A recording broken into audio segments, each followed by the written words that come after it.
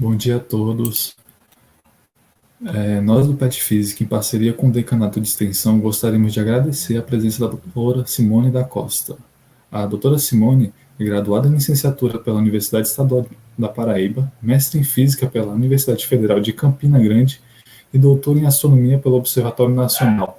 Atualmente, a pesquisadora realiza pós-doutorado no Observatório Nacional, onde pesquisa sobre testes e modelos inflacionários e teorias de gravidade modificada. Olá, professora. Olá.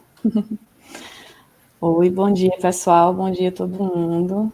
É um prazer ter recebido esse convite para participar da Semana da Física aqui da UNB.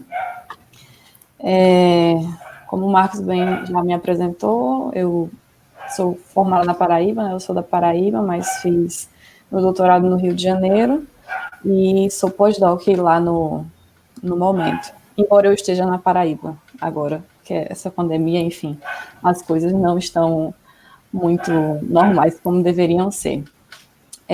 Eu tenho acompanhado algumas palestras aqui da Semana da Física. Vocês estão organizando um evento muito bom, queria parabenizar a todos por isso. Ontem, inclusive, acompanhei a palestra da professora Mariana, e ela já falou muitas coisas sobre cosmologia, e a gente realmente combinou para não sobrepor os assuntos, né, como eram assuntos próximos. E aí hoje eu vou...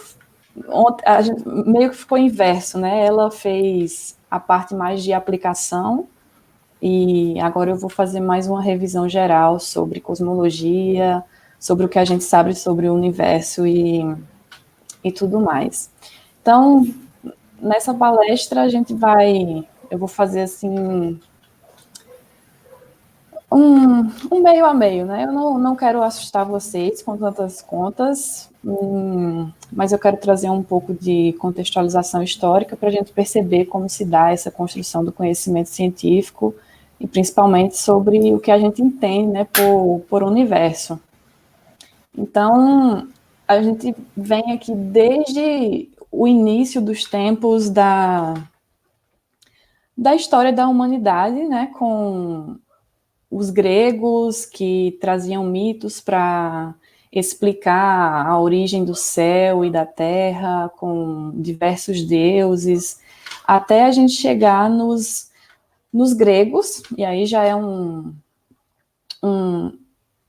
na verdade, gregos e romanos, enfim, naquele tempo, em que as pessoas agora já consideravam o geocentrismo e entendiam o mundo como a Terra sendo o centro do universo e todos os outros astros girando em torno dela, né?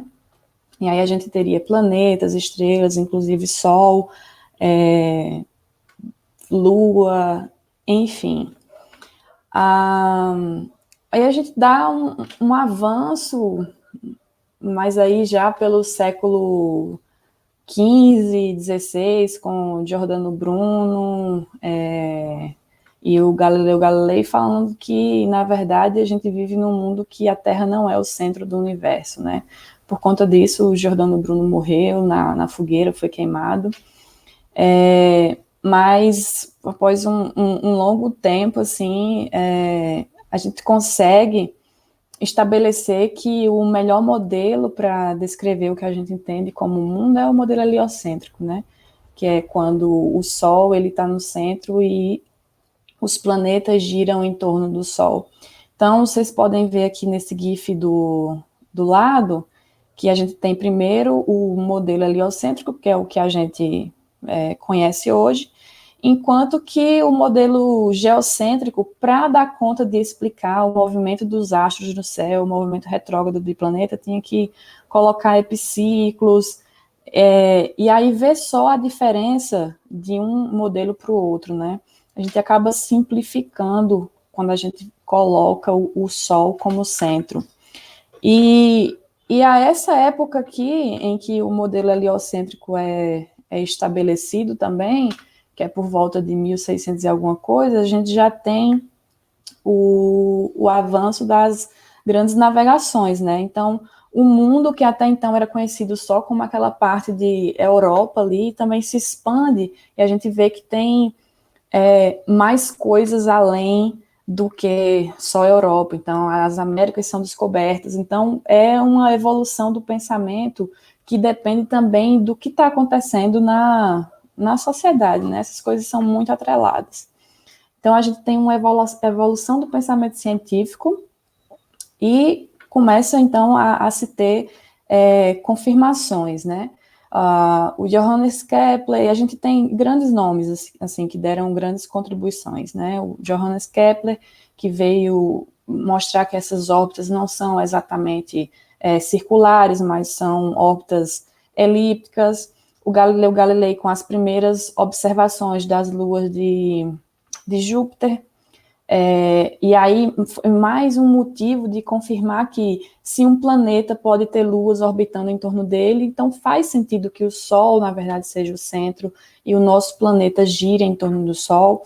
A gente tem o Isaac Newton, que, enfim, inventou o cálculo, né?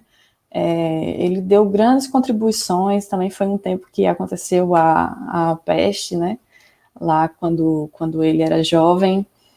E isso aí a gente está falando de 1500, 1600, e só em século XVIII, aí, 1700, 1800 e alguma coisa, é que a gente tem as primeiras grandes contribuições de observações mesmo, né, de se ter catálogos de estrelas, catálogos de aglomerados, que foi uma contribuição dada principalmente pela família Herschel, né, o William Herschel, o John Herschel, que era o seu filho, fizeram catálogos aí, catalogaram estrelas da nossa Via Láctea.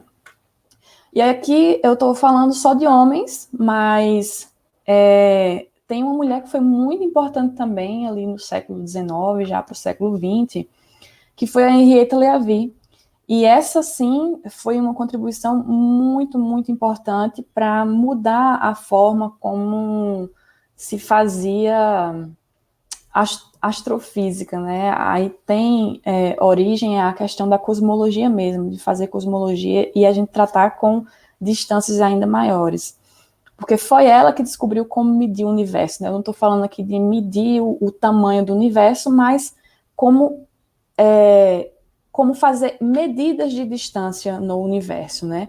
Porque até então se usava métodos de paralaxe, mas que não são precisos, mas há até objetos que estejam a uma certa distância de nós, né? Para objetos muito mais distantes, a gente não sabia fazer distâncias ainda. Então, ela descobriu uma relação, estudando estrelas cefeidas, e notou que o período de variabilidade desses objetos dependia da sua luminosidade. E através dessa relação, luminosidade a gente pode relacionar com um modo de distância, a gente vai ver um pouco mais na frente, a gente consegue então medir distâncias. Essa é a primeira vez que a gente consegue medir distâncias. E foi a partir dessa grande contribuição de Henrietta Leavitt que o Hubble conseguiu calcular a distância de uma estrela cefeida que estava na constelação de Andrômeda como sendo 1.400.000 anos-luz, né? E aí, nessa época também, estava acontecendo uma coisa que é conhecida como o grande debate, que se dava pelo fato de o universo, né? O que é que se conhecia como universo? Era a nossa galáxia. Não se acreditava que existiam coisas fora da nossa galáxia. Então, o universo, até aquela época, era uma galáxia, né? Então, com essa medida do Hubble, foi possível perceber que existiam coisas além da nossa galáxia, né? Essa medida de distância que ele fez de 1.400.000 anos-luz mostrava coisas fora da nossa galáxia. Aí surge a confirmação de universos ilhas, né? Que seriam, no caso, na verdade, outras galáxias também. Então, essa visão de mundo que antes era só o planeta Terra, centro do universo, uma esfera celeste de estrelas gira em torno de nós, evolui para Sol é o centro, nós giramos em torno do Sol, a gente tem muitas estrelas na nossa galáxia. Agora a gente passa para, não tem só a nossa galáxia, a gente tem muito mais coisas nesse universo, né? E aí, para a gente ter uma noção melhor de quão longe é isso, né? Quando a gente fala de ano-luz, a gente está falando de unidade de distância. Sempre importante lembrar isso, a gente não está falando de unidade de tempo, a gente está falando de unidade de distância. Né? Então, o que é um ano-luz? A gente sabe que a velocidade de propagação da luz no vácuo é cerca de 300 mil quilômetros por segundo. Então, com essa velocidade, durante o período de um ano, ela viajaria esse grande número aqui, que eu sempre não sei falar quanto que ele é, mas esse tanto de milhões de quilômetros aqui em um ano. E aí a gente estabelece que um ano-luz tem essa quantidade de quilômetros, né? Então, olha só a quantidade de quilômetros que tem um ano-luz e vê a coisa que o Hubble conseguiu medir, 1.400.000 anos-luz. Então, era algo muito, muito longe, muito, muito distante. Então, de fato, a gente começa a expandir os nossos horizontes, né? E entender o que é esse universo. Além... e aí eu queria mostrar para vocês aqui esse vídeo que é para a gente não ficar só na mente, né? A gente não consegue imaginar um número tão grande assim. Vamos ver um videozinho curto dessas escalas de distância, né? A gente começa com uma pessoa na Terra e a gente vai se afastando daí. Ordens de quilômetros, 10 quilômetros,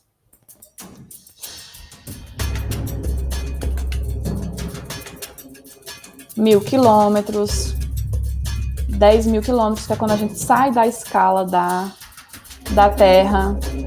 A gente tem a órbita da Lua, 10 milhões de quilômetros. A gente está no Sistema Solar, que é da ordem de 10 bilhões de quilômetros. A gente sequer saiu para as estrelas vizinhas do Sol e aí finalmente a gente tem um ano-luz, 10 anos-luz, 100 anos-luz. A gente ainda está na galáxia, 10.000 anos-luz, 100.000 anos-luz, 1 milhão de anos-luz, até a gente encontrar galáxias próximas. E todas essas galáxias vão estar formando isso que a gente chama de teia cósmica, né? Então, a gente passa daquela concepção de universo local e agora a gente está descobrindo galáxias que estão... E são bilhões de galáxias espalhadas pelo universo. A gente vai ver, tipo, hoje a gente sabe isso, né? Obviamente, nessa época de Hubble não tinha todo esse conhecimento assim, mas a gente passa da escala de um planetinha que tem aí 6.000 quilômetros de raio aproximadamente, para um universo que a gente vive e tem cerca de 10 bilhões de anos-luz, né? Então, isso aqui é o que a gente chama de estrutura em grande escala do universo, e é isso aqui que a cosmologia estuda. A gente tem diversas áreas na astronomia, né, que vão estudar diversas coisas. Então tem o pessoal que estuda ciências planetárias, que vai estudar a formação dos sistemas solares, sistemas extrasolares, asteroides. Tem pessoal que estuda estrelas, tem pessoal que estuda galáxias, que estuda aglomerados de galáxias. E tem a cosmologia, que não se preocupa com essas coisas separadamente, com a formação dessas coisas separadamente, mas não a gente se importa com esse todo, né? Como que foi possível o surgimento de um universo que evoluiu ao longo dos seus 13,5 bilhões de anos para formar essa grande estrutura aqui, essa estrutura em grande escala que a gente conhece hoje. Né? Então, os primeiros passos para isso foram feitos também pelo Hubble. Ele, além de fazer aquela medida daquela cefeia, né, em uma nebulosa na constelação de Andrômeda, ele também fez uma classificação de galáxias.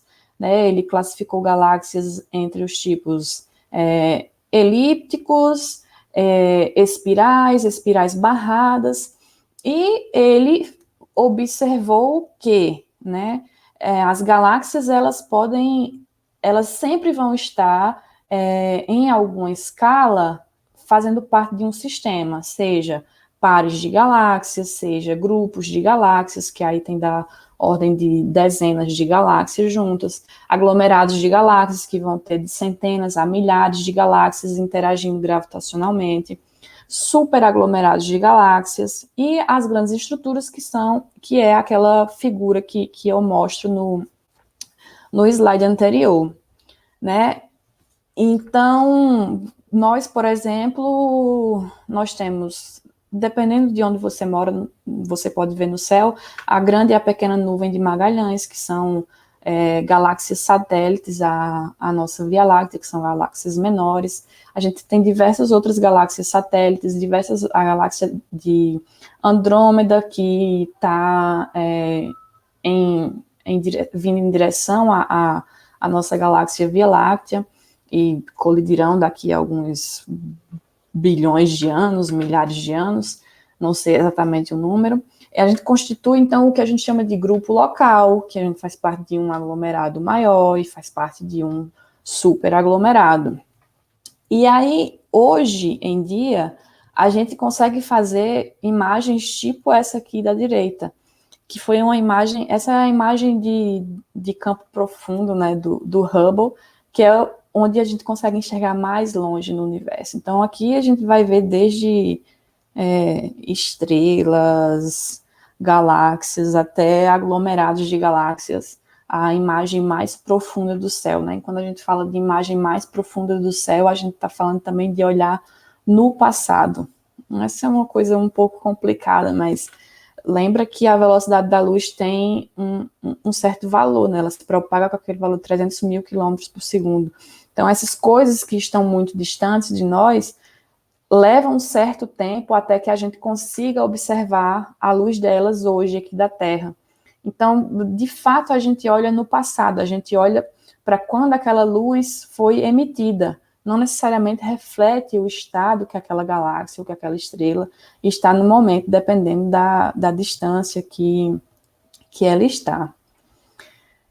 E aí, a gente pode fazer a pergunta, né? Todo esse universo, toda essa distribuição de galáxias, aglomerados e tudo mais, tudo está parado, né? Eu até já falei para vocês que Andrômeda está vindo em direção à Via Láctea, mas a gente pode considerar isso como um movimento local, né? De maneira geral, o universo ele está parado. Então, essas observações que o Hubble fez também foram importantes para perceber uma outra coisa, que o universo, na verdade, ele não está exatamente parado. E como que a gente pode saber isso? Né? Por volta dessa época também teve o aperfeiçoamento da espectroscopia, que a partir dela você pode, por exemplo, identificar linhas de absorção, linhas de emissão de certos elementos que sejam constituintes de uma luz que você recebe no seu telescópio, né?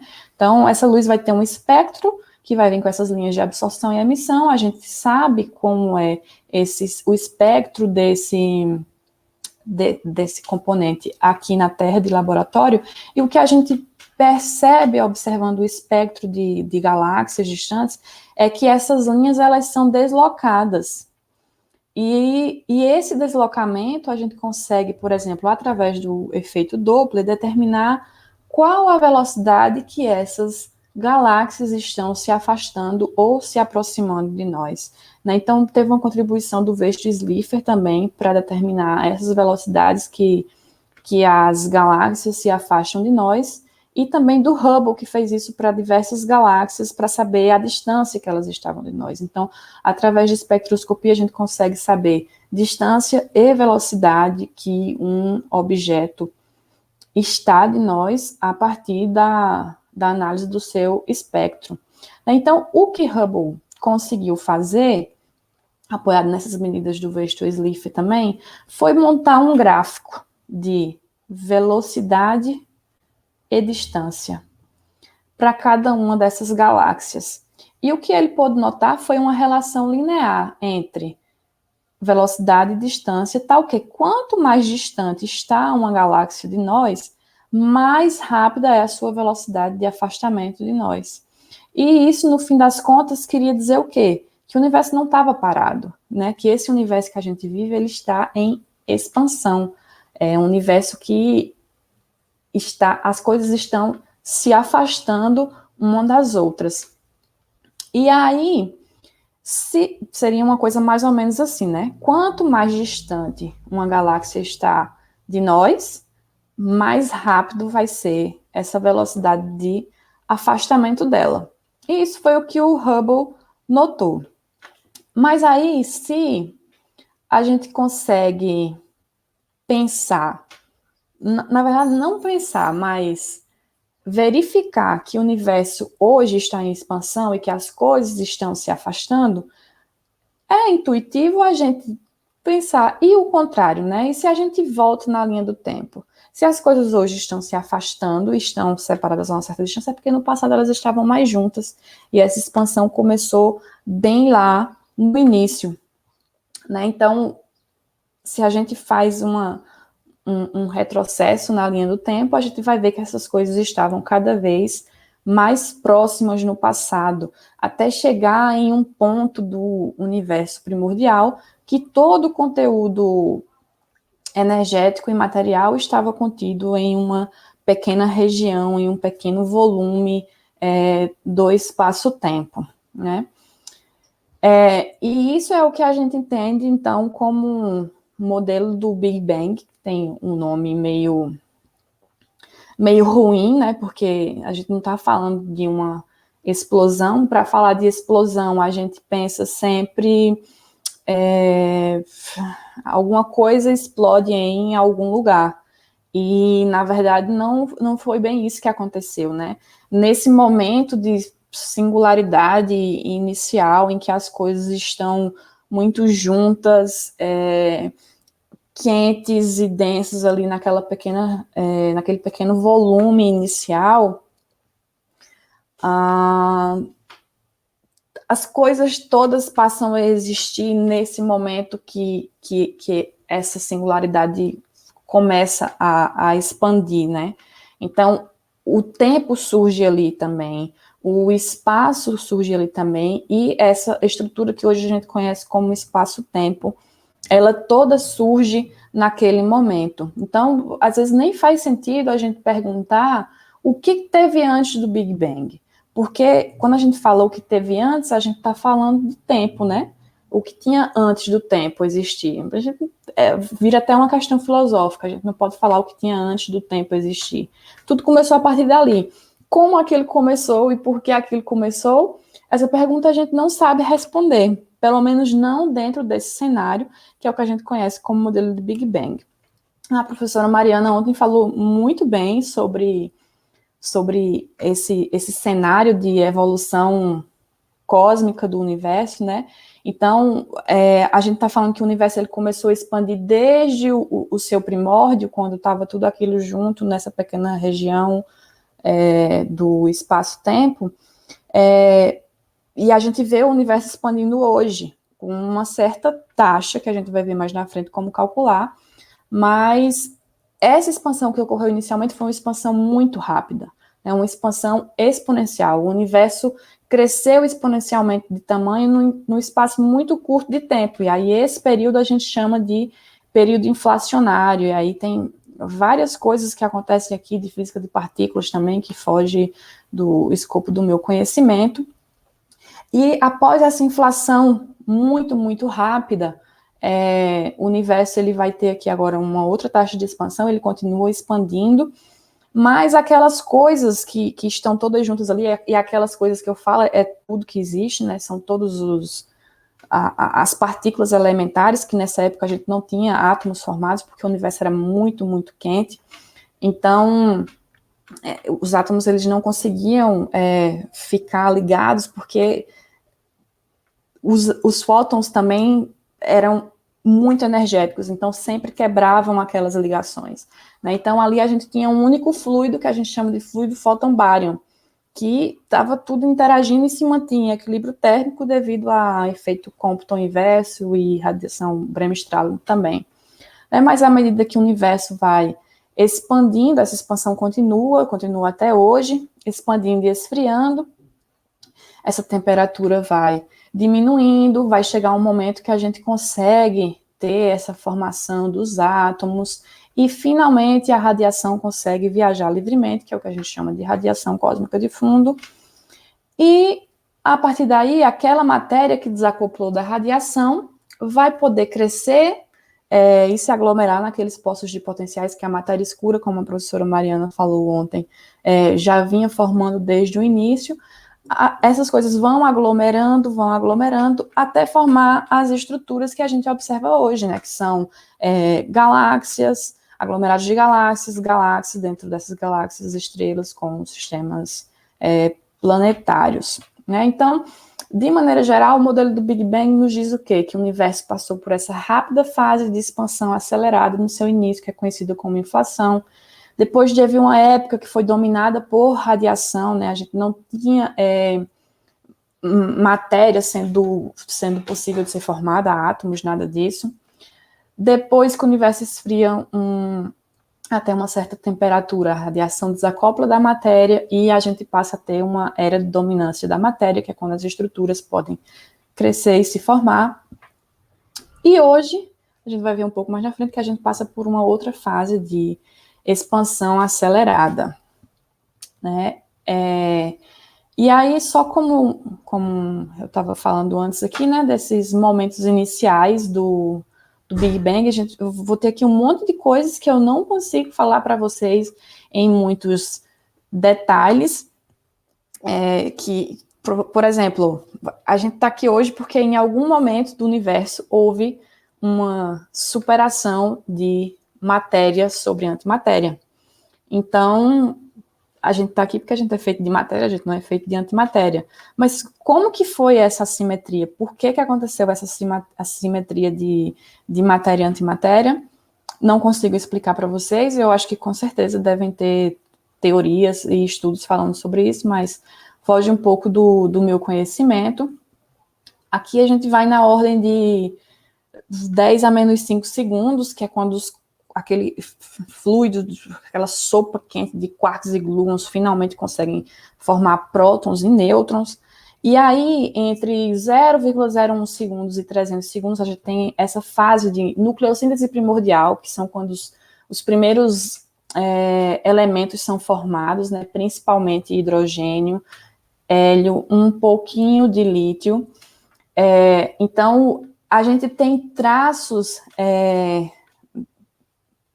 A gente consegue, por exemplo, determinar hoje qual a abundância de hidrogênio e de hélio e saber que essa abundância que a gente encontra foi devido à formação durante a nucleossíntese primordial. E todos os outros elementos são formados depois em nucleossíntese, mas que acontecem em estrelas, em elementos mais pesados só vão acontecer com explosões de supernovas, enfim, que é quando conseguem atingir temperaturas bem mais altas para ter a formação desses elementos mais pesados, né? E aí, como eu vinha falando para vocês, o universo vai expandir e esfriar, e quando ele tem por volta de 380 mil anos, ele atinge uma temperatura de 3.000 Kelvin, que é uma temperatura suficiente para que finalmente os elétrons sejam aprisionados pelos prótons e consigam formar núcleos estáveis e, por fim, a radiação ela desacopla, ela consegue viajar livremente sem interagir mais com esses elétrons ali do meio e libera essa radiação cósmica de fundo, né? Então, só como exemplo aqui, tem essa tabela periódica com cores, mostrando onde esses elementos foram produzidos, né? Então, tudo que a gente tem de hidrogênio, hélio e um pouco de lítio, tudo isso foi feito durante essa fase de nucleossíntese primordial. Outros elementos a gente vai ter formação a partir de estrelas de baixa massa, ou fusão de estrelas de nêutrons, explosão de anãs brancas, explosão de estrelas massivas, supernovas, e elementos também que são feitos em laboratório. Né? Então, como eu estava falando alta densidade e temperatura daquele fluido primordial. Os bárions e os fótons agem como um só fluido, porque os elétrons acabam sendo espalhados por essa radiação eletromagnética que é muito alta no início, até que chega esse período aí de 380 mil anos, quando essa temperatura baixa o suficiente para que finalmente os elétrons sejam capturados pelos prótons e os fótons deixem de interagir e passam a viajar livremente, né? A gente conhece essa época como uma época da recombinação, que tem esse nome de recombinação, mas é meio estranho porque as coisas nunca foram combinadas antes, então como elas podem se recombinar agora? Mas, enfim, esse é o nome recombinação, e essa radiação finalmente viaja livremente ao longo de toda a história cósmica do universo, né? E é uma radiação de corpo negro, de tal forma que a sua temperatura ela vai diminuindo e vai sofrendo o redshift também. A gente vai falar um pouquinho mais de redshift lá na frente, mas que tem a ver com essa expansão do universo, né?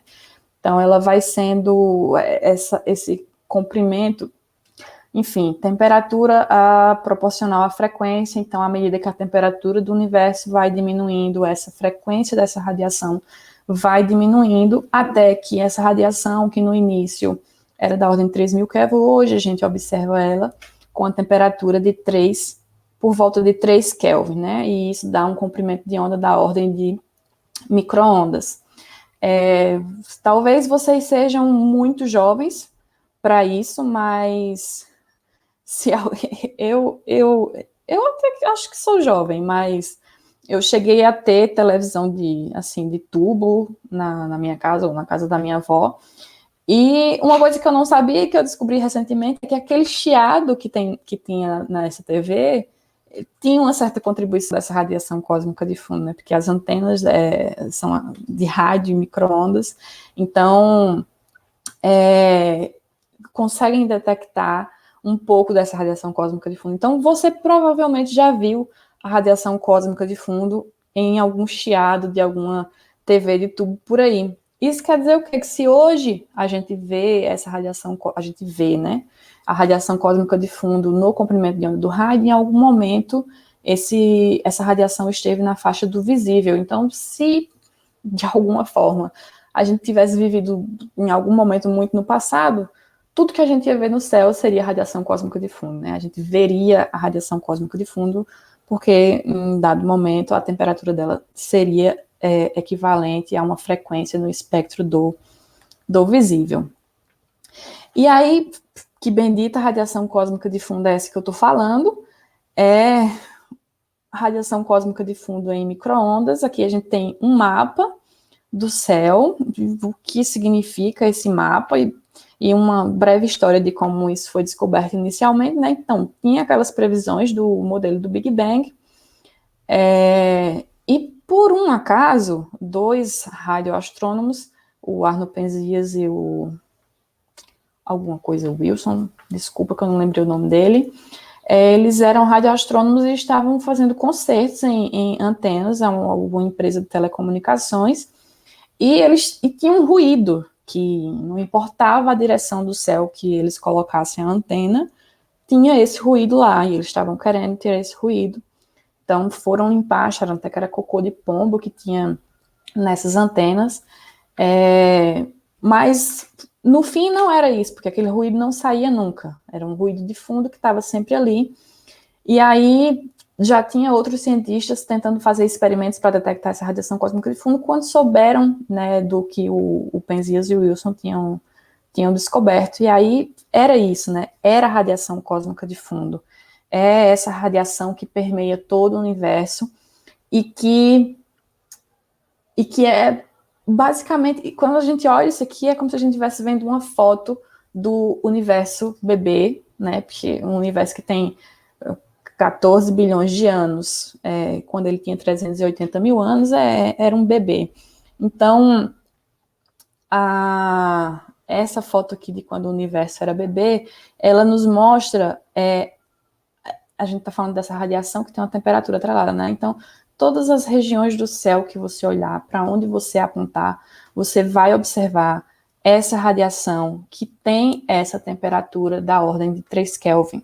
Né? Aqui a gente mostra esse mapa porque hoje as observações nos permitem observar flutuações de temperatura da ordem de 10 a menos 5, né? Então seriam coisas aqui de mais ou menos 300 microkelvin nessa temperatura média que é 2,7 mais ou menos Kelvin, né? Então essas partes mais azuis seriam regiões com a flutuação de temperatura para menos de 2,7 e as regiões mais vermelhinhas seriam regiões que a gente tem uma temperatura um pouco mais alta do que 2,7 Kelvin, mas flutuações dessa ordem aqui, né, de 10 a menos 5 Kelvin. 2,7 Kelvin quer dizer menos 246,1 graus Celsius, né? Então, é bem frio isso aí, e como eu falei, tem flutuações que são da ordem de 10 a menos 5, né? Então, quando você faz esse mapinha aqui, ele é aproximadamente isotrópico, então todas as regiões do céu que você vai olhar vai ter 2,7 Kelvin, a menos dessas flutuações de 10 a menos 5.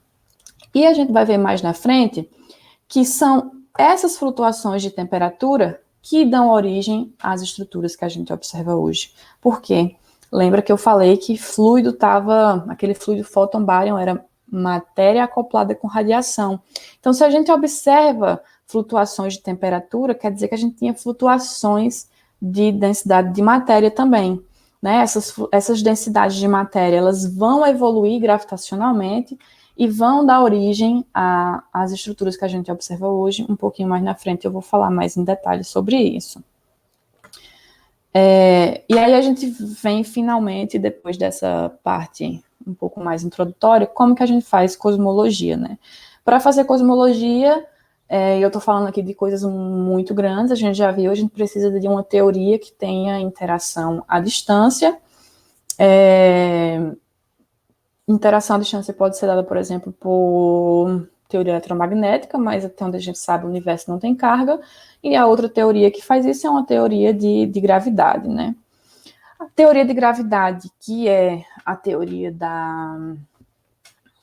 que a gente usa para o modelo cosmológico padrão, é a teoria da relatividade geral, que foi proposta por Einstein em 1915, 1916, e Einstein vem com uma novidade, né? Antes a gente tratava espaço e tempo separados, agora o Einstein vai dizer que tudo isso é uma única estrutura que a gente chama de espaço-tempo, né? E a gravidade vai ser uma propriedade desse espaço-tempo de tal forma que essa geometria e o que a gente entende como gravidade, que é, por exemplo, o que faz os planetas ficarem girando em torno do Sol, nada mais é devido a essa curvatura que o Sol faz no espaço-tempo, e que vai dizer como as trajetórias dos objetos que estão aqui em torno dele devem se mover, né? Então, as equações de campo de Einstein, que são essas famosas equações aqui, elas relacionam geometria, e aí eu não sei o conhecimento que vocês têm de tensores, mas aqui a gente está falando de tensores, né? Escala de Ritz, tensor de Ritz, e uma métrica Gemini. Essa geometria vai dizer como o espaço-tempo deve se curvar na presença dessa matéria aqui, que é dada pelo tensor energia-momento.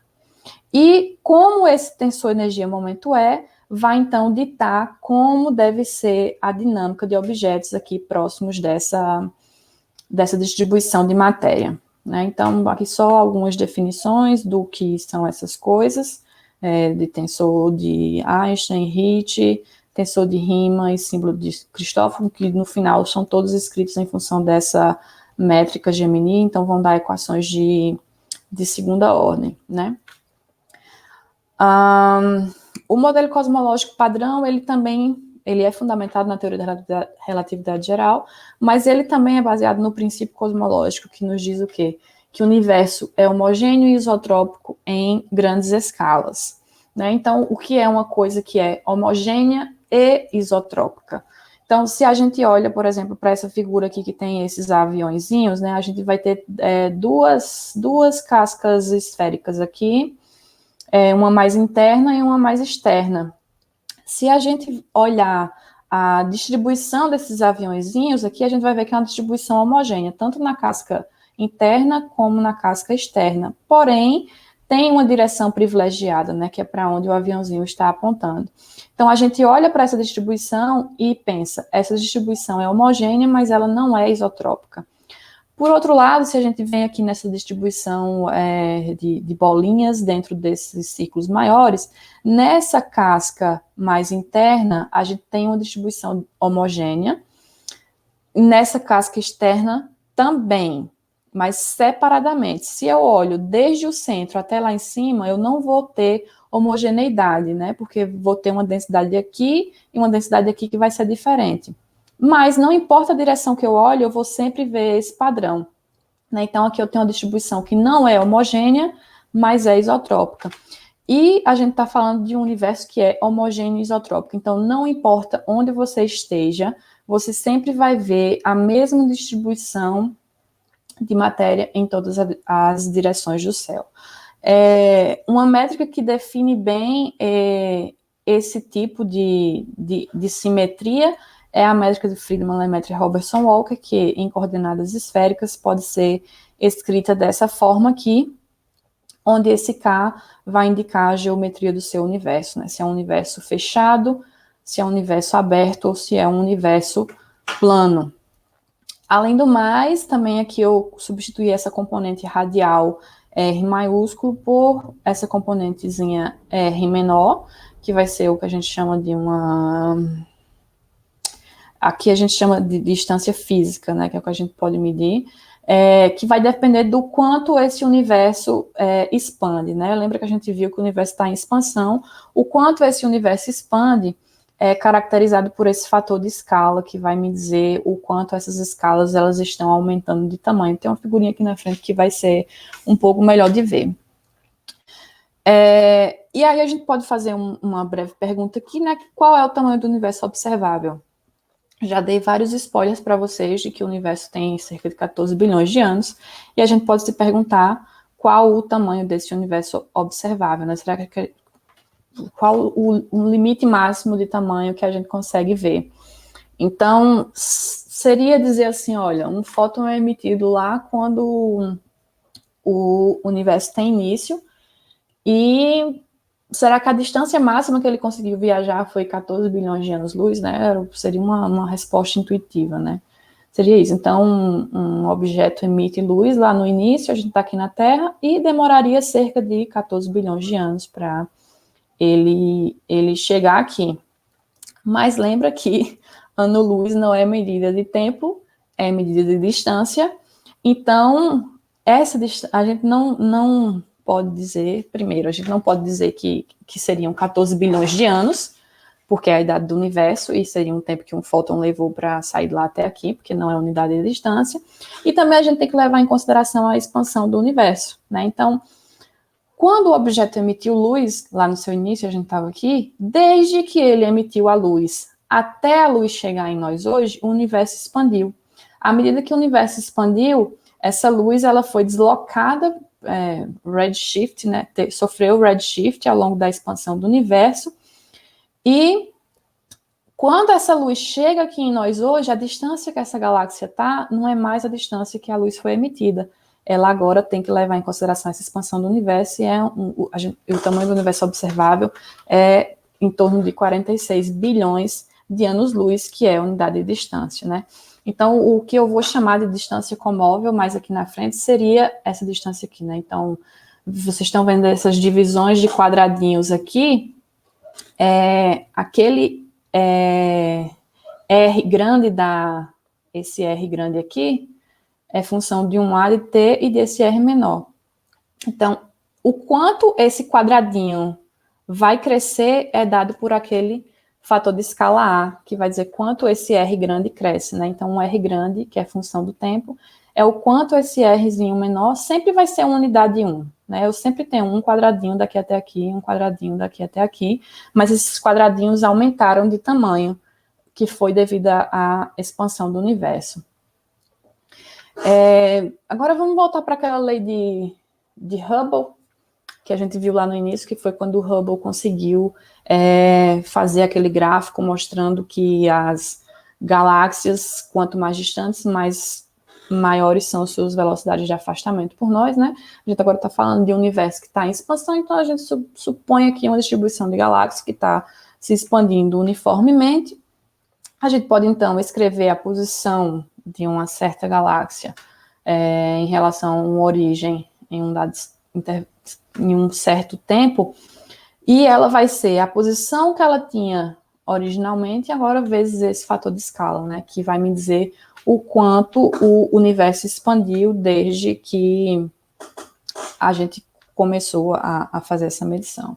Então, se a gente faz a derivada dessa posição com relação ao tempo, a gente chega numa equação aqui desse tipo, e se eu faço uma simples substituição desse x de t0 aqui por x sobre a de t, a gente vai chegar nessa expressão aqui para velocidade, né? Variação da posição com o tempo é o que a gente entende como velocidade, que vai ser função da posição inicial e desse fator aqui, que é o fator que a gente vai chamar de parâmetro de Hubble, que vai dizer a taxa com que o universo está expandindo. Lembra que o fator de escala me diz o quanto as escalas estão crescendo durante a expansão, né? Então, a variação desse A de t é que me diz a taxa de expansão que o universo está crescendo, né? E é esse H de t aqui, esse parâmetro de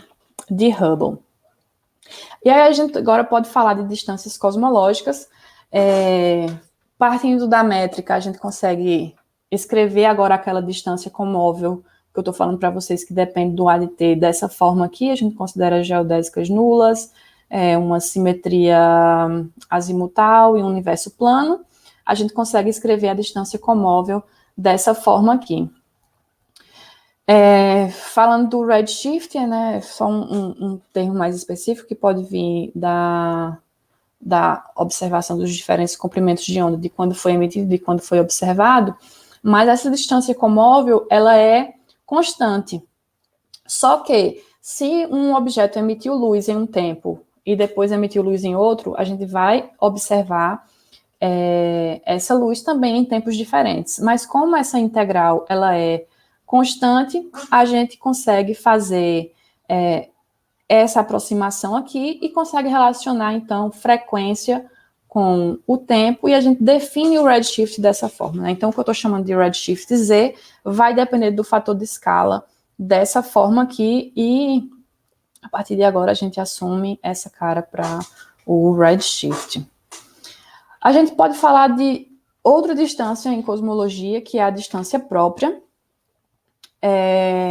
e que vai ter essa cara aqui agora, que vai ser esse fator de escala hoje, em t igual a 0, que normalmente é assumido como igual a 1, vezes essa função aqui, s, que pode ser uma dessas três funções, dependendo de qual geometria a gente está considerando para o universo. Se é plano, aberto ou fechado, certo? Então, aqui vocês podem acompanhar a continha de como fazer, e é só uma forma da gente também reescrever a métrica de Friedmann na métrica Robertson-Walker dessa forma aqui. A gente pode tratar também de outro tipo de distância em cosmologia, que é a distância de diâmetro angular. Então, você observa uma certa fonte no céu, né, uma galáxia, e ela vai ter um tamanho angular no céu, que vai ser dado pela abertura que o seu telescópio vai ter para observar esse objeto. E quando a gente estabelece distância usando essa abertura angular, a gente está tratando de distância de diâmetro angular, né? E aí essa distância de diâmetro angular vai ser o tamanho físico dessa fonte dividido pela abertura angular que a gente está vendo. Mas o tamanho dessa fonte vai depender da distância própria e do quanto o universo expandiu, né? Desde que a luz foi emitida. Então, a gente consegue escrever distância de diâmetro angular dessa forma aqui. Então, se a gente usa a definição de distância própria, essa como esse SK, a gente consegue reescrever a distância de diâmetro angular em função do redshift dessa forma aqui, né? Simplesmente fazendo transformações. Mas a gente também tem outro tipo de distância, que é se você conhece a luminosidade de um determinado objeto, né? Quando você conhece o tamanho, você estabelece distância de diâmetro angular. Quando você conhece a luminosidade, você estabelece distância de luminosidade, né? Então, a luminosidade aparente de um objeto, ela pode ser definida como a luminosidade por unidade de área, mas a fração que você observa no telescópio, você não vai observar essa luminosidade absoluta, mas você observa uma fração de luminosidade e por distância, e essa distância aqui, lembra que não vai ser uma distância mais qualquer, mas tem que ser uma distância que leve em conta a expansão do universo. Então, a gente substitui esse D por uma distância própria vezes um AdT0, e além disso, esses fótons que foram emitidos em um dado momento, eles sofrem também o redshift, né? A luz deles essa luz, ela diminui a sua frequência, sofre o redshift, e a gente tem que considerar também um termo aqui, um mais E, aqui embaixo, de tal forma que a gente mantém essa relação, mas esse D vira uma distância de luminosidade, que é escrito dessa forma aqui, né? Distância própria vezes o AdT0 vezes 1 mais E. E a gente pode estabelecer uma relação entre distância de luminosidade e distância de diâmetro angular, que é o que a gente conhece como relação de dualidade de distância cósmica, que vai ser verdade para teorias métricas, para quando a gente tem conservação do número de fótons, para quando os fótons seguem geodésicas nulas. Então, essa relação é válida. Existem, por exemplo, diversos estudos na literatura que testam essa relação, para ver se existe algum desvio dela. E uma vez que, se possivelmente, encontre-se esse desvio, pode-se testar qual dessas suposições que foi usada para obter essa relação, qual delas é violada, e assim descobrir uma possível fonte de violação da relação de dualidade. Aqui nessas figuras eu estou só mostrando para vocês o comportamento da distância de diâmetro angular, da distância de luminosidade, dependendo de uma combinação de parâmetros cosmológicos. A gente vai entender mais na frente de onde vêm esses parâmetros, porque até então a gente só escreveu distâncias utilizando distância própria, que no fim vai ter um HZ aqui, que a gente ainda não sabe muito bem quem é, né? Se eu pedisse para vocês calcular a idade do universo, vocês poderiam fazer isso de uma maneira bem rápida. Seria essa integral aqui, né? Para eu saber a idade do universo hoje, eu integro desde o início do universo até hoje. Eu posso transformar de tempo para fator de escala, de fator de escala eu posso transformar para esse H de Z. Mas quem é esse H de Z? Né? A gente precisa saber quem é esse H de Z para poder estimar a idade do universo. Para saber quem é o H de Z, a gente precisa saber quais são os constituintes do universo.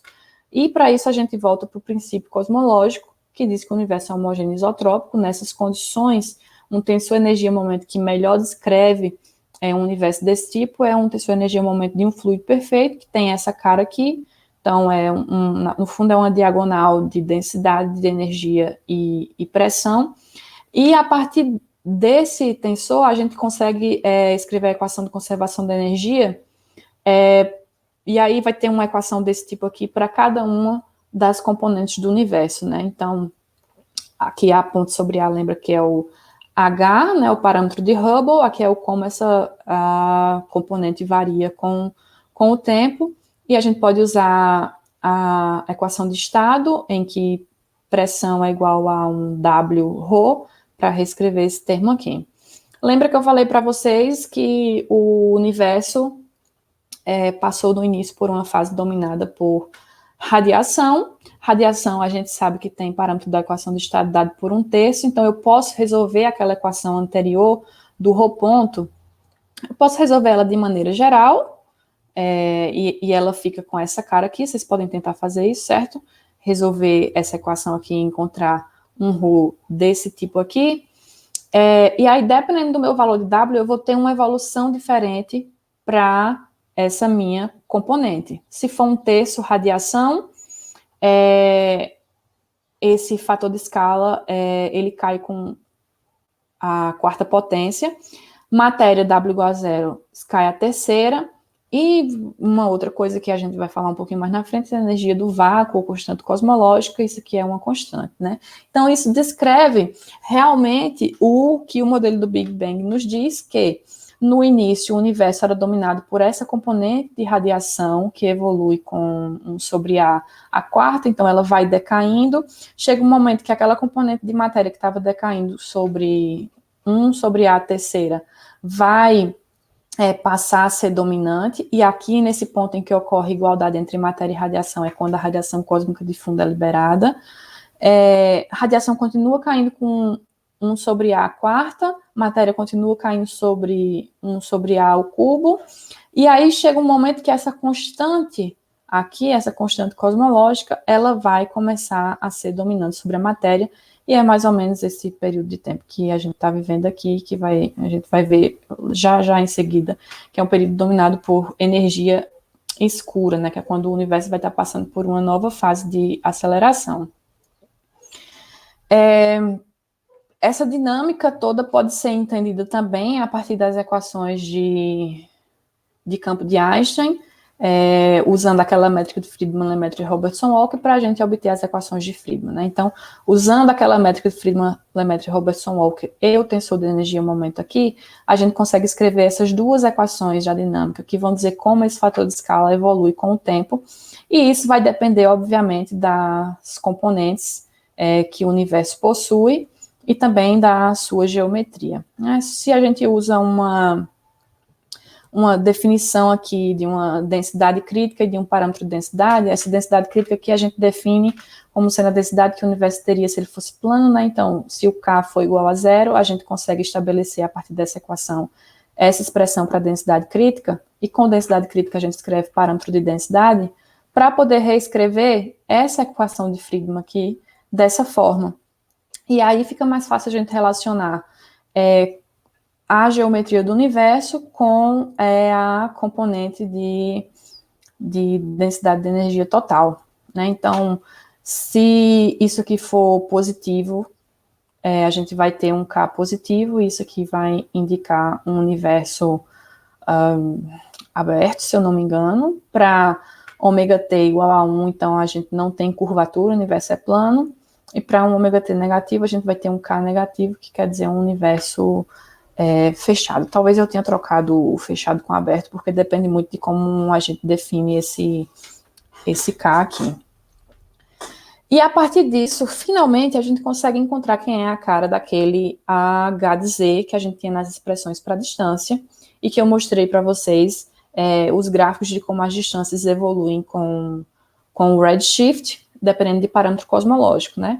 Então, a gente pode reescrever essa equação de Friedmann dessa forma aqui, última, que é um H ao quadrado, que vai depender de um H0, que seria a constante de Hubble hoje, a taxa com que o universo expande hoje, e depende dos parâmetros de densidade de radiação, matéria, energia escura e parâmetro de curvatura, cada um com suas devidas evoluções. A partir disso, a gente consegue, por exemplo, montar esse gráfico aqui que mostra como que vai ser a evolução do universo, né?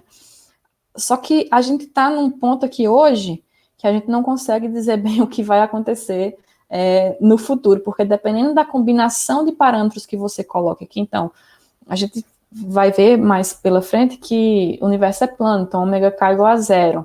Radiação, a contribuição de radiação é muito, muito, muito pequena, acho que da ordem de 10 a menos 4, 10 a menos 6. Então, se basicamente a gente combina esses dois parâmetros aqui, densidade de matéria e densidade de energia escura, a gente pode ter diferentes futuros para o universo. A gente pode ter um universo que vai ser fechado e acaba num Big Crunch, a gente pode ter um universo que vai acelerar para sempre, a gente pode ter um universo plano que vai expandir com essa mesma taxa até o infinito. Então, dependendo dessa combinação de parâmetros, a gente consegue descrever qual a dinâmica do universo. E aí eu estou falando de uma energia escura aqui que surgiu do nada, mas não foi bem assim, né? A partir de estudos de supernovas, lá em 1998, percebeu-se que o universo ele não podia ter só matéria. Até então tinha só matéria. Né?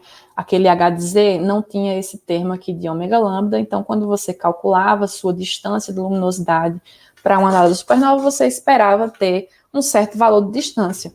E aí, quando observava a supernova, na verdade, ela estava mais distante, né? Tinha uma distância maior. E aí foram consideradas algumas coisas, dentre elas opacidade cósmica, coisas assim, mas isso não dava conta de explicar essa distância maior da supernova. A única forma de resolver isso era colocando uma componente a mais de energia no universo, que foi esse termo de constante cosmológica, para dizer, olha, tem um termo a mais aqui, e esse termo faz o universo expandir, não normalmente, mas de forma acelerada. Então, a gente vê coisas ainda mais distantes do que normalmente a gente veria. Né? E por isso, ganharam o Nobel Prize, o Adam Ries, por exemplo. Com essas coisas de supernova, a gente pode, por exemplo, fazer restrições de parâmetro cosmológico, né? Então, veja bem, você tem aqui uma distância de luminosidade que envolve um H de Z e que, por sua vez, envolve componentes, ômega R, ômega M, ômega lambda. Se a gente tem observações de distância de luminosidade, a gente pode comparar isso com distância de luminosidade teórica e restringir esses parâmetros cosmológicos aqui. Né? Nesse início que foram feitas essas medidas de supernova, tinham poucas supernovas, hoje em dia a gente já tem catálogos com mais de 1.000 supernovas. Esse aqui é o de LA, acho que ele tem umas 700 supernovas, mas a gente tem o Pantheon que já tem mais de 1.000. E a partir desses dados de supernovas, a gente consegue restringir esses parâmetros cosmológicos de densidade de matéria e de constante cosmológica para determinados valores, né? Então, se eu uso só dados de supernovas, a gente vai ter essa região permitida para os dados. Se a gente usa só dados do Planck, que vão ser dados de temperatura daquela radiação cósmica de fundo, a gente tem essa restrição aqui, essa região, e quando a gente combina todos esses conjuntos de dados, a gente consegue restringir um ômega M da ordem de 0,3 e um ômega lambda da ordem de 0,7. Então, é assim que são feitos as restrições de parâmetros cosmológicos. Mas está faltando uma coisa de matéria aí, que seria a matéria escura. Ai, gente, desculpa, eu estou passando do tempo, né? Vou já parar. Só um momento. Eu falei até então de matéria bariônica, mas nesse modelo cosmológico padrão, a gente também tem matéria escura, que foi inicialmente observada lá na década de 30 por Fritz Zwick e a Vera Rubin, né, utilizando o teorema do virial. Primeiro, o Fritz Zwick fez observações de aglomerados de galáxias, e usando essa mesma expressão aqui, ele pôde notar que a galáxias que estavam na periferia pareciam ter mais matéria do que deveriam ter, e a Vera Rubin fez isso, mas estudando galáxias, né, e no caso, velocidade de rotação de estrelas em galáxias espirais. E aí, o que é esperado de um gráfico como esse é que essa velocidade ela diminua à medida que a gente vai se afastando do centro, né? Mas quando a gente faz observações de velocidade de rotação, de dispersão, a gente obtém uma curva desse tipo aqui. Então, para essa velocidade se manter aqui em cima, a gente tem que ter mais massa do lado de cá, né? Só que é uma matéria que a gente não vê, e por isso a gente dá o nome de matéria escura. A gente sente um efeito gravitacional, mas a gente não consegue enxergar essa matéria escura. Eu tô acabando, faltam uns 2 slides. A gente chega aqui, então, também a partir de diferentes observações para mostrar que o universo é plano, né? Eu já falei para vocês, diferentes observações levam à indicação de que a gente tem um ômega K aqui que é igual a 0. E a gente, então, finalmente monta o modelo cosmológico padrão, ou o que a gente chama de modelo lambda CDM, que vai ter uma taxa de expansão H0 aqui hoje, a gente vai ter uma componente de radiação, uma componente de matéria, que vai envolver matéria escura e matéria normal, e a gente vai ter um termo de constante cosmológica. Esse é o modelo cosmológico padrão. Na verdade, eu tinha mais coisas para falar para vocês, mas eu vou parar por aqui, porque acabou o meu tempo já. Muito obrigada.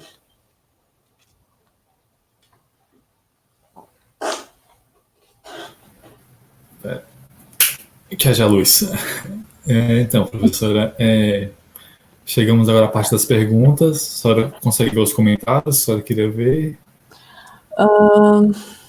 Eu vou começar a passar fazer as perguntas do chat para a senhora. Tá bom. Vamos para a primeira pergunta. Doutora Simone, o que a senhora poderia falar sobre a estrutura do universo, em específico, estruturas em grande escala do universo? A motivação para a pergunta é dada às grandes distâncias mostradas. Essa é uma pergunta que aconteceu no comecinho da palestra, então... Uhum. Vamos ver. Eu queria ter falado mais, porque talvez meus próximos slides ajudassem mais a responder essa pergunta. Mas o que eu estou falando de estruturas em grande escala do universo é justamente quando a gente olha assim de uma maneira mais exterior, né? A gente está numa visão de que a gente está aqui no sistema solar, a gente tem a nossa galáxia. Quando a gente vai olhando isso mais de fora, a gente vai ter distribuições de galáxias. Essas galáxias vão estar distribuídas de uma certa forma ao longo do universo, elas vão ter uma distribuição característica que, em grande escala, parece ser homogêneo e isotrópico, e é basicamente aquela figura que tem no final do vídeo Cosmic Eye, né?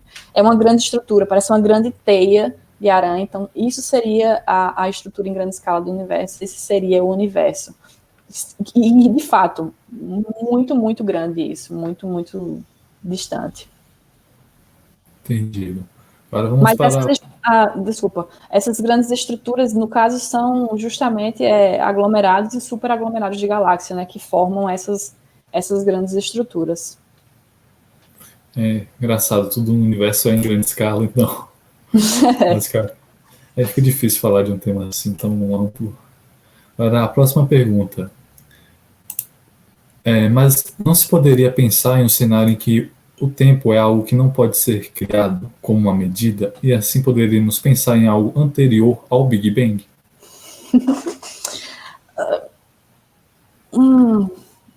Assim, não sei. Talvez não... Como é que eu posso dizer assim? O modelo que a gente assume como sendo um modelo para descrever a origem e a evolução do universo assume que o tempo foi criado junto com o espaço lá no início, né? Então foi criado o espaço-tempo. Talvez essa seja uma pergunta assim, mais de cunho filosófico. Não sei.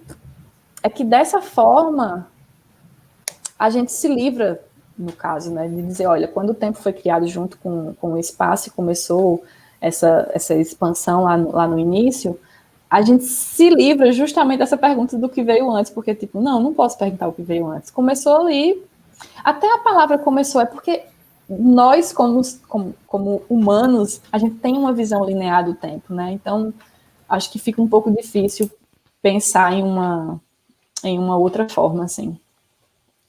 Não sei, talvez seja uma pergunta, assim, uma resposta que exija mais um cunho filosófico do que propriamente de cosmologia. Pois temos que fugir do senso comum que existe o espaço separado e o tempo separado. Exatamente. Existe o espaço e o tempo. Uma coisa só. Agora, a próxima pergunta é sobre radiação. O que a senhora poderia falar sobre o Bremsstrahlung que a senhora comentou?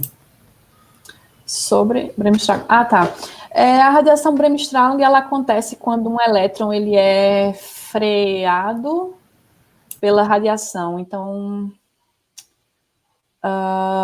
naquele fluido primordial, a gente tem altas temperaturas e altas densidades, né? Então, as coisas estão relativísticas muito rápidas acontecendo ali.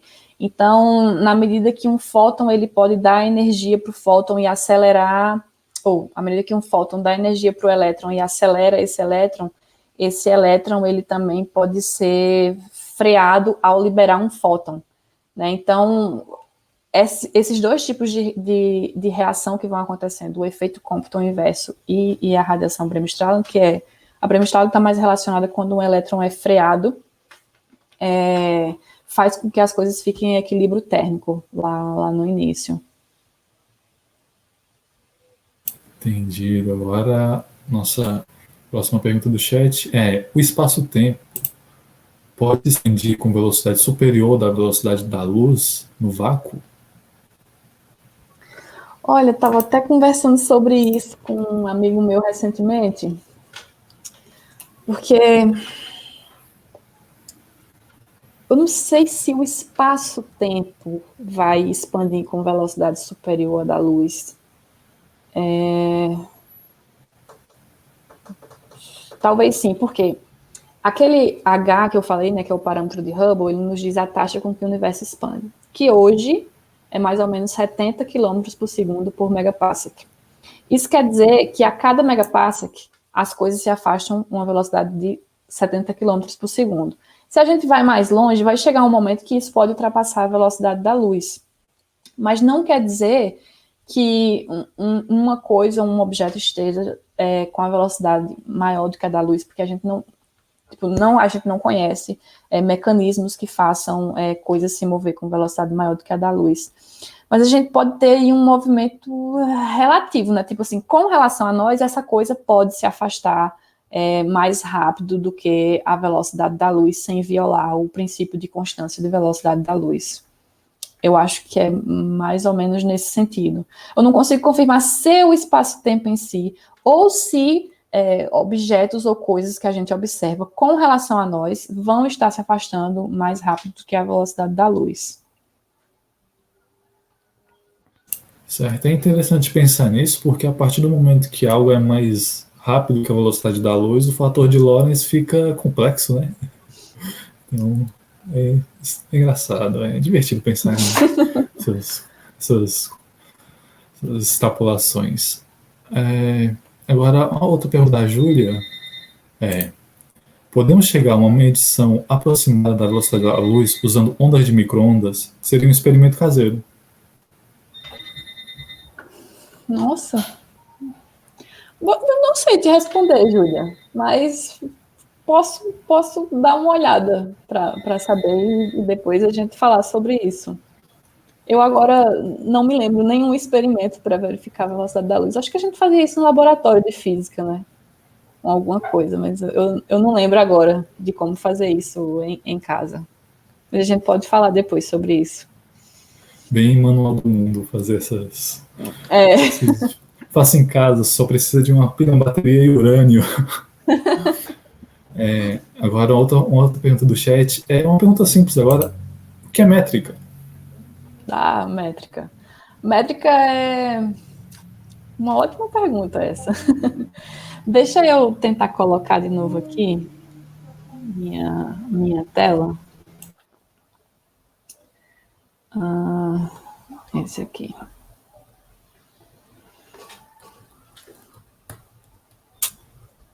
Vamos lá para a métrica. Né? Então, pode ser, por exemplo, isso aqui. A métrica, na verdade, é o Gemini, né?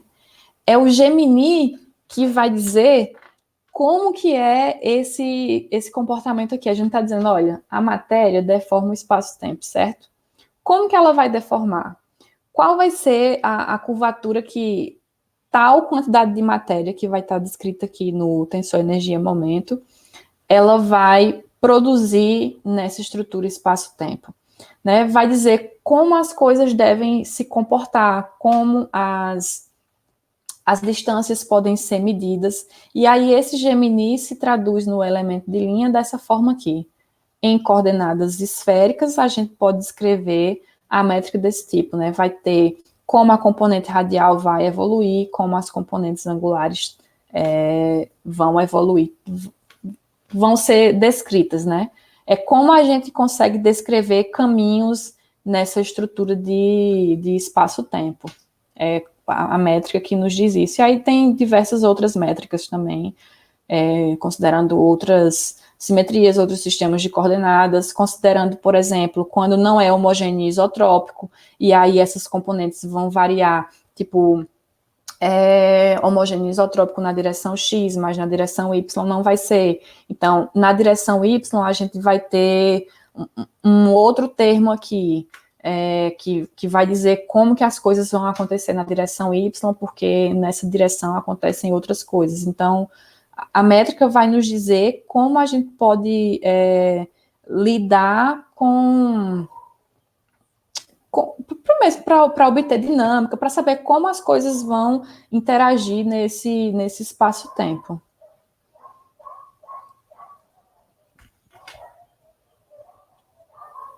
Seria isso. Eu não estou te ouvindo, Marcos. Dando seguimento às perguntas. Existem teorias análogas à TRG que também podem ser aceitas?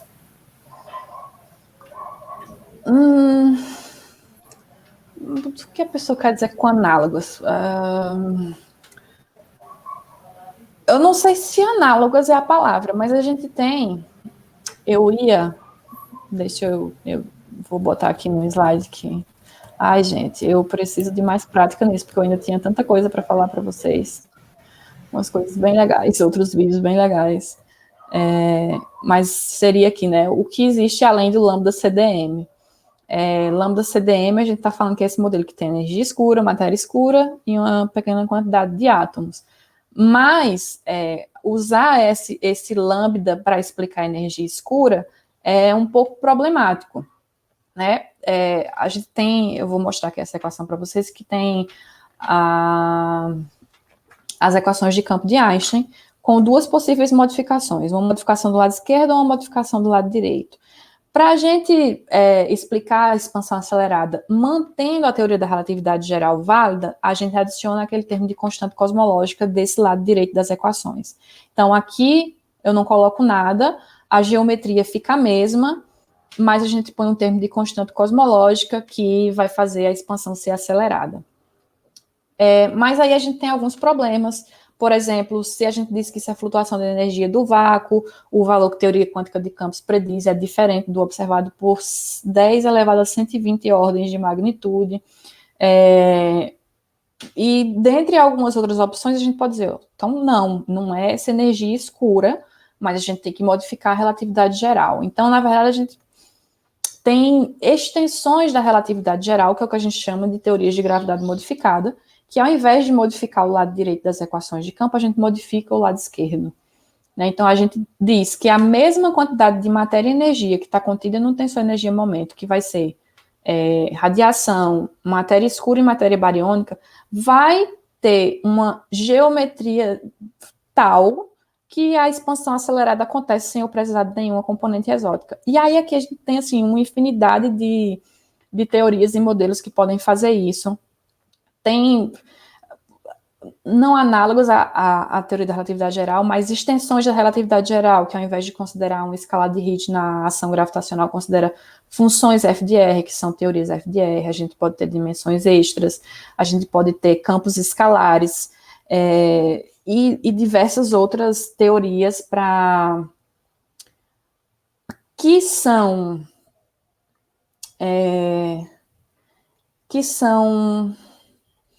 aceitas até certo ponto, porque muitas dessas teorias, inclusive eu estudo alguns tipos de teorias de gravidade modificada, conseguem descrever bem as observações, mas não conseguem descrever bem tudo. Então, tem algumas teorias que são aceitas em partes, né? Por exemplo, a gente não precisa de constante cosmológica, mas eu consigo explicar essa aceleração utilizando essa modificação aqui na gravidade. Mas não tudo, assim, o melhor modelo, mesmo com os defeitos que tem, é o modelo Lambda CDM. Então, ainda a TRG é a melhor teoria de gravidade que a gente tem.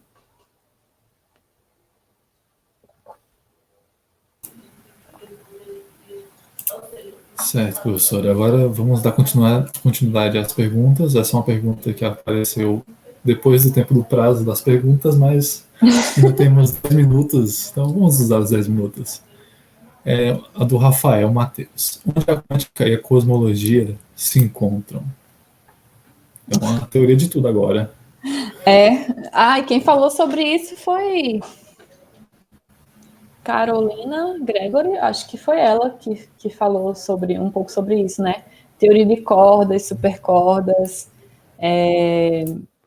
Existem algumas tentativas aí de tentar conciliar a mecânica quântica com, na verdade, não com cosmologia, né? Mas com teoria da relatividade geral, para fazer essa teoria de tudo.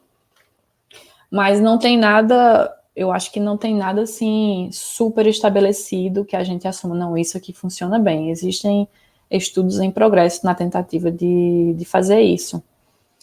E quântica e cosmologia também se encontram na fase inicial, né, do universo, no universo primordial, que a gente tem um limite ali que a gente conhece como a era de Planck, que a gente consegue só ir até ali com a nossa física, com a física que a gente sabe funcionando bem. Né? Então, até cerca de 10 a menos 43 segundos. Antes disso, a física que a gente conhece, a gente não consegue. Né? Teria que ser essa quântica misturada com relatividade geral para poder explicar isso. Seria um encontro que, na verdade, gera um desencontro. Bem, agora temos a nossa última pergunta. A última? Não é a última, tem mais duas. Do Ayrton Nassif. Como a gente não consegue ver porque chamam de matéria escura e não matéria invisível? É uma pergunta mais conceitual, mais... É porque a gente é muito criativo. A gente, quando eu digo comunidade científica, só que não, né? Porque a gente chama de escuro porque a gente não consegue ver. É uma questão só de nomenclatura mesmo. Veja, por exemplo, a nomenclatura de buraco negro. O que é um buraco negro? É uma região do espaço que é tão densa, que tem tanta matéria, que a luz não escapa. Então, é um buraco negro, porque a gente não vê luz, né? Então, seguindo essa linha de criatividade, a gente chama de matéria escura. Matéria porque tem um efeito gravitacional igual à matéria bariônica que a gente conhece, mas escura porque a gente não vê, né? Se a gente aponta um telescópio para uma região do céu, a gente vai ver, sei lá, estrelas, a gente vai ter essa velocidade de dispersão das estrelas como se ele tivesse mais massa, mas a gente não vê matéria luminosa, né? Então a gente chama de escuro porque é desconhecido. Mas podia ser matéria invisível também. Agora a última pergunta. Como explicar estruturas de objetos como pulsar, quasar e blazar? Nossa. Desculpa, Cláudio, não consigo te responder isso. Eu acho que alguém... Eu posso indicar, assim, se vocês quiserem disponibilizar o meu e-mail depois, eu posso... As pessoas podem fazer perguntas e eu indico alguém que eu conheça, mas acho que quem trabalha mais com pulsar, quasar e blazar são pessoas de astrofísica extragaláctica. Então, como eu disse, eu que faço cosmologia não me preocupo tanto com o comportamento de objetos específicos, assim, né? Mas a gente se preocupa com essa coisa maior. Como o universo originou? Como foi a evolução dele? Teve eras dominadas por radiação, matéria. Hoje a gente está vendo o universo acelerar. Então, grandes estruturas como galáxias, aglomerados de galáxias vão se afastar umas das outras, mas objetos específicos, assim, foge do meu conhecimento, né? Mas eu posso indicar alguém que trabalhe com isso para responder melhor essa pergunta para você.